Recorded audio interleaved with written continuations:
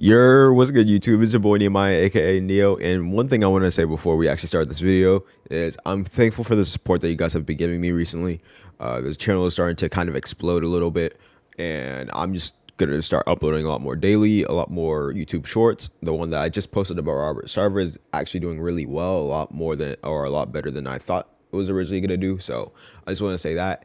And today I wanted to talk about the Miami Heat in specific, and I wanted to talk about whether or not they could really bounce back because I have been down on them, but I do want to talk about how they can maybe even be a lot better than I even expect.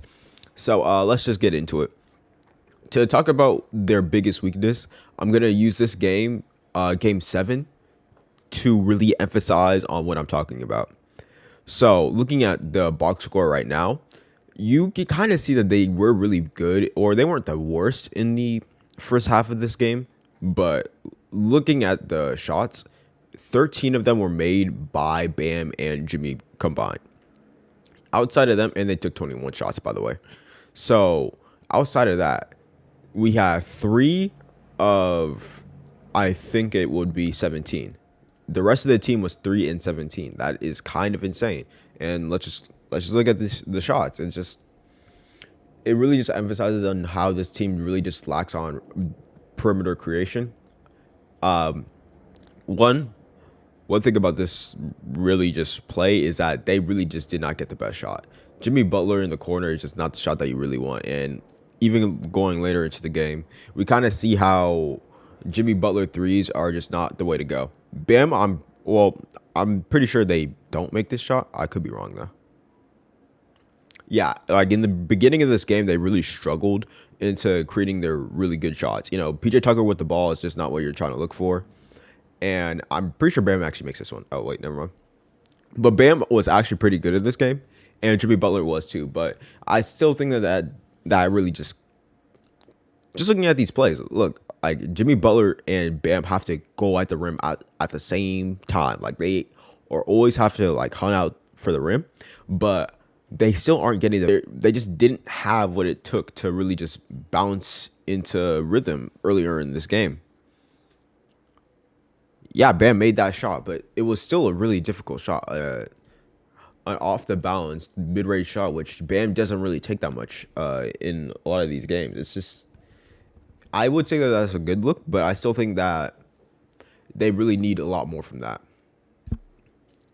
And Bam, again, Kyle Lowry, I think that he was trying to create, but I still think that he wasn't really the best at doing. Like, I just think he's a little bit too old at this point for him to really just beat someone like Jason Tatum off the dribble and still make the shot. And I don't think you guys realize this yet. Well, you probably have. The only people who have touched the ball in order to get a shot have been Jimmy Butler, Bam Adebayo, and Kyle Lowry thus far. The only other player who has even touched the ball to even look at the rim was PJ Tucker. And even that, it wasn't really the best. This is Max Strus's first shot. And I'm pretty sure he doesn't make a shot until like the third quarter. Really bad offense. It got to the point where Kyle Lowry was so bad that, oh, that was a foul. I ain't gonna lie. But it got to the point where Kyle Lowry literally had to sit because he just wasn't as good as he could be, you know? And this is just what I'm talking about. Bam has to overemphasize on his rim pressure. And I do think that rim pressure is very valuable. Don't get me wrong.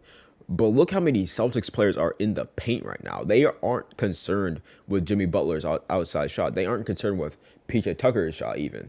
They're just kind of just walling up on the zone. They don't really care about the shooters.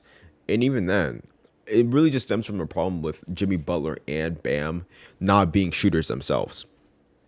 I think that it would be fine if their shooting was a lot more consistent. But oh god. But just looking at it, like they just don't have that much in them. Even looking at the shot chart, look how many shots they missed at the rim. Look how many shots they missed at the three too. It's just the fact that they almost won this game is so incredibly insane to me. They did not score in this first half. We are almost 8 minutes in and they haven't broke double digits. Like, come on, man.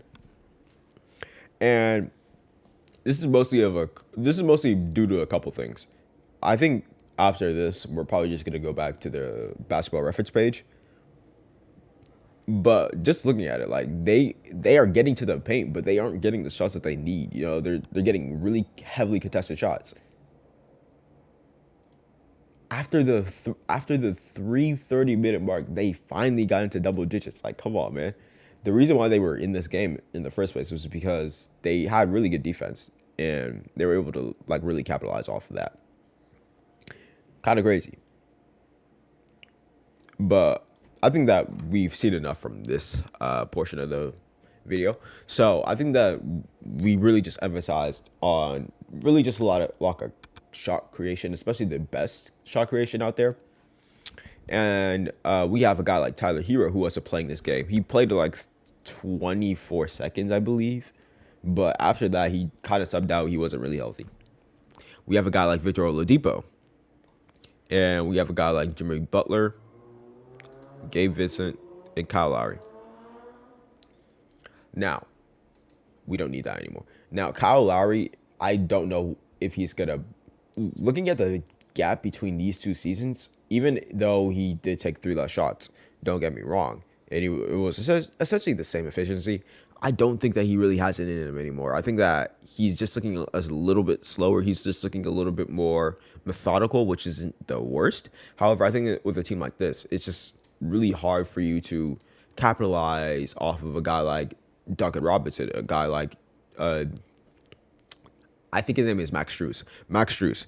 Those guys really need you to just create immense pressure, especially when they don't have a guy who's really just elite shot creator. This is why they wanted to get a guy like Donovan Mitchell, a guy like Kevin Durant. They need this shot creation. A guy like Gabe Vincent, again, he's just not really the best when it comes to shot creation. I think that he's going to improve next year. Don't get me wrong. He's probably going to be a lot closer to what he looked like in the playoffs when Kyle Lowry just wasn't playing.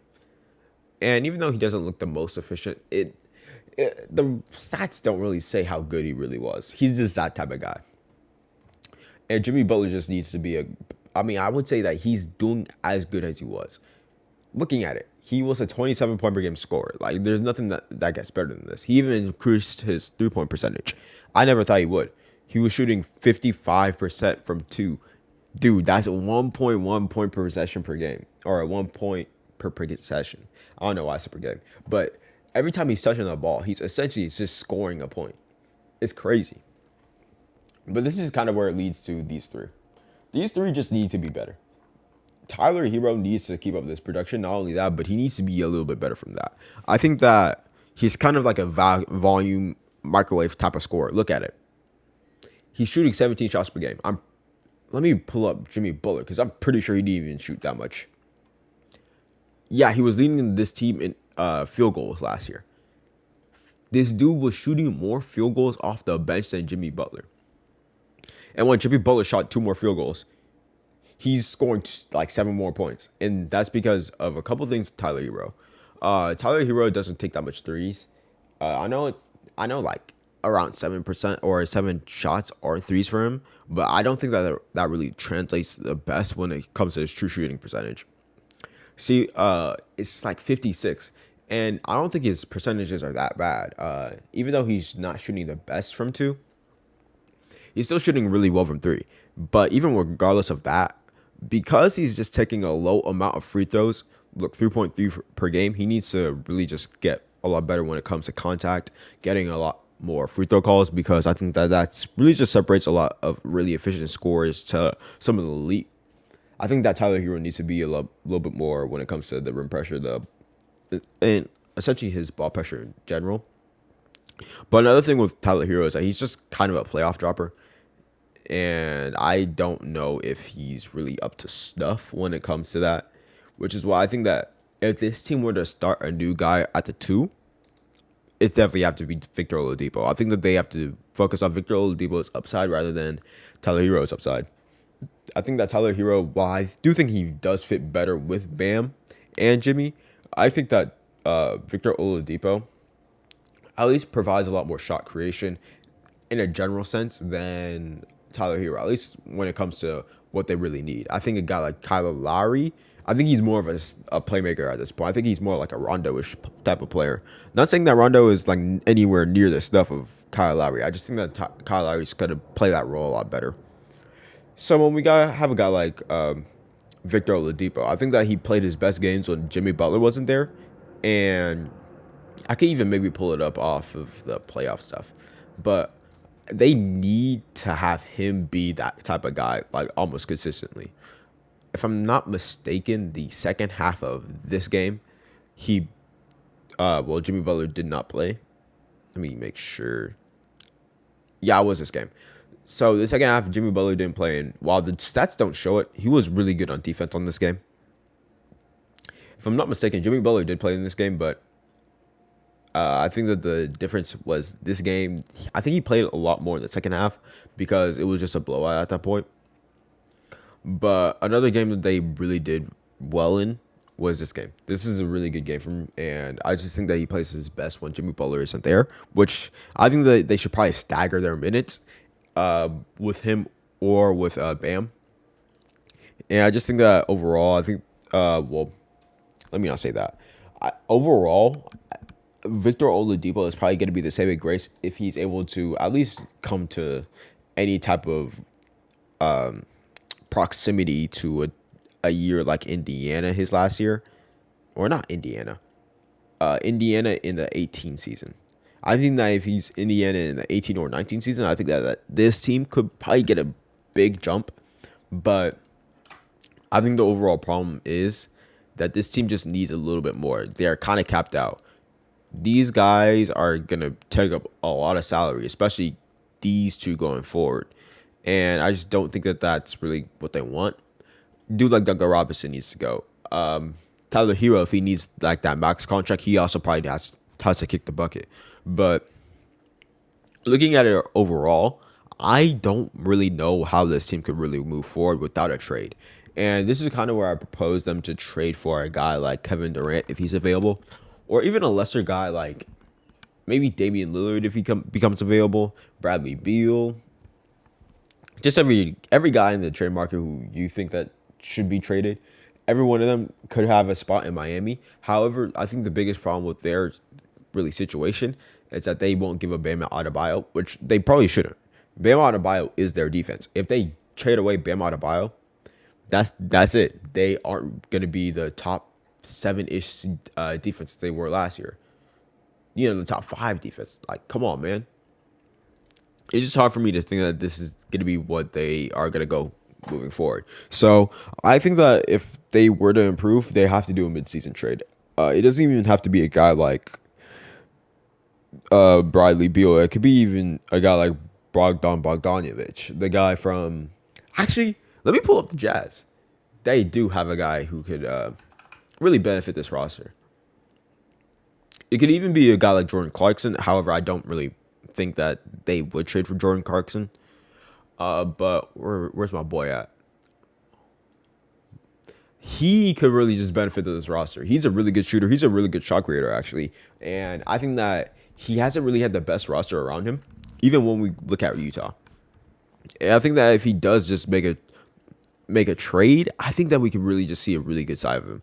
Look at it. He's around 19 point per game scorer on really good efficient field goal percentage. So I think that this is really what they need.